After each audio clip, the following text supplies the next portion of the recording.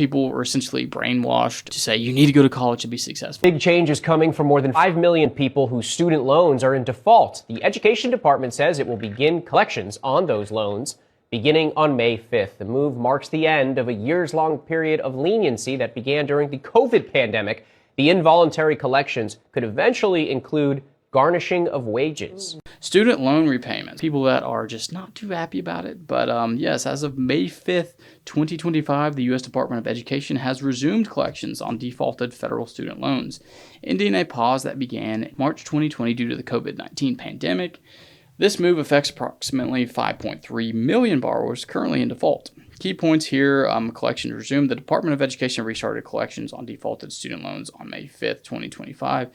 Key term here is defaulted, so it's not just everyone, it's on defaulted student loans, people that did have due dates, deadlines to start repaying and were not making payments. So if you need to check your plan, because if you do have student loans out there, if you're on income deferred repayment plan or any other type of repayment plan that doesn't necessarily have a due date yet, you may not be affected by this. But yeah, they're taking involuntary repayment action. Borrowers in default may face involuntary repayment actions such as wage garnishments and offset of tax refunds and Social Security benefits. So this is just another thing that the Trump administration is doing that may not necessarily make him popular with the people, but they're doing things to fix our government debt problem, to fix our governmental budget problem. We have Doge, we have tariffs, and we're forcing student loans to be repaid. Start thinking this overall collectively what's good for the country and not overall collectively what's good for me, the individual, because I still have student loans and I wasn't paying them because I was hoping that if they were going to actually forgive all of that, then obviously why would I be a sucker and pay